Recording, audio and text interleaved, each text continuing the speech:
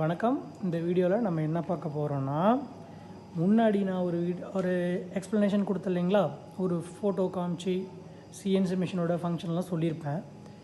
இதில் அந்த சிஎன்சி மிஷினை எப்படி ஆப்ரேட் பண்ணுறோம், எந்த கிட்ட வச்சு ஆப்ரேட் பண்ணுறோம், அதாவது ஆக்சுவலி பார்த்திங்கன்னா அந்த மிஷினை பார்த்ததில் இதுதான் அந்த டிஎஸ்பி கிட்டுங்க, இதுதான் அந்த ரிமோட்டு, இதுதான் அந்த மிஷினுங்க.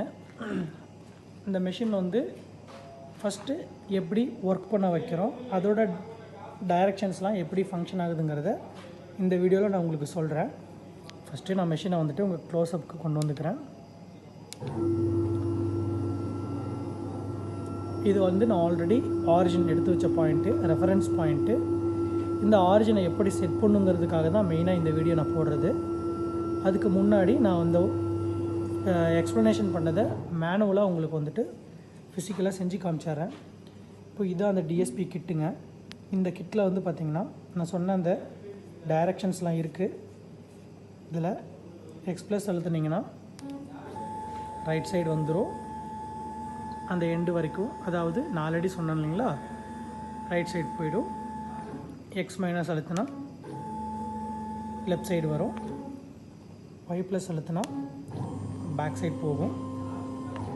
ஒய் மைனஸ் அழுத்தினா ஃப்ரண்ட் சைடு வரும். இப்போது இது வந்து ஆரிஜின் கமாண்ட்டு.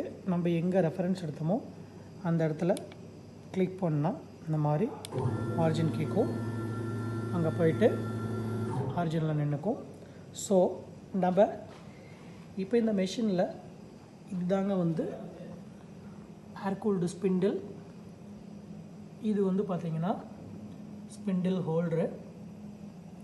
இது வந்து பார்த்திங்கன்னா வெட்டு மாட்டியிருக்கேன், அதாவது இதுக்கு பேர் வந்து பார்த்திங்கன்னா எண்டு மில்.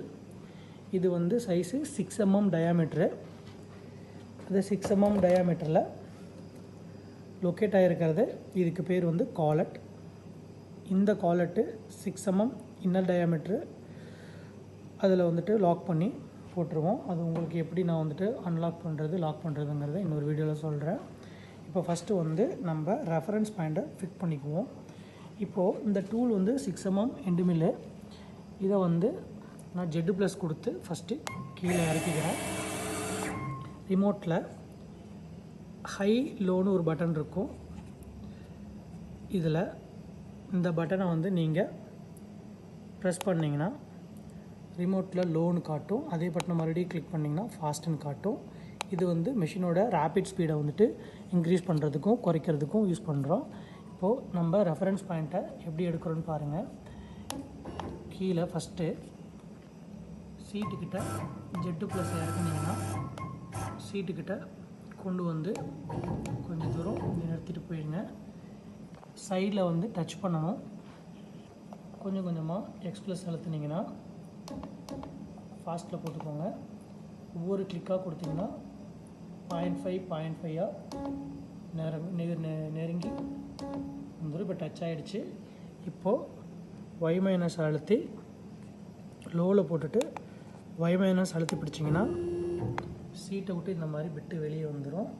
இந்த இடத்துல வந்து பார்த்திங்கன்னா XY கமாண்ட்டை வந்து 0 பண்ணிடணும்.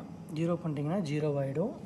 அப்படியே எதையும் மாற்றாமல் எக்ஸ் ப்ளஸ் அழுத்துனீங்கன்னா இந்த ஒரு வந்துடும். வந்ததுக்கப்புறம் இந்த பக்கம் விட்டு டச் ஆகாமல் இருக்கும்.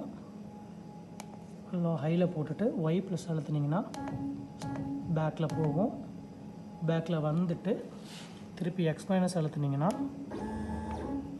இந்த பாயிண்டில் இப்போ 1 mm நேர்ந்துருக்கு. மறுபடியும் எக்ஸ் மைனஸ் அழுத்துனீங்கன்னா 0ன்னு வந்து நிற்கும். இதுதான் வந்து டூலோட அவுட்ரு டு அவுட்ரு வந்து பிடிச்சிருக்கோம். இப்போது இந்த இடத்துல மறுபடியும் XY 0 பண்ணிக்கிட்டிங்கன்னா இப்போது 0 ஆகிடுச்சு. செட்டு ப்ளஸ் அழுத்துனீங்கன்னா ஸ்பிண்டில் மேலே போயிடும். மேலே போனதும் டூலோட ஓடி வந்து பார்த்திங்கன்னா 6 mm. அதனால் டூவில் வந்துட்டு 2 ஆஃபாக பிரிக்கிறேன்னா எக்ஸ் ப்ளஸில் வந்து 3 mm,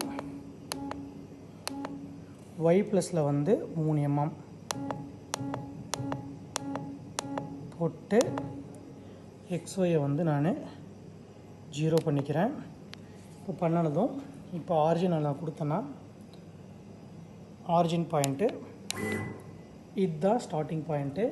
இப்போ இந்த டூலேருந்து நான் எப்படி பேஸ் பண்ணி நிறுத்தி வைக்கிறேன்னா, ஆப்செட் பேஸ் பண்ணி டூலோட பாதி ஹாஃப் வந்து சீட்டோட கார்னரில் இருக்குது. பார்த்திங்கன்னா உங்களுக்கே தெரியும்.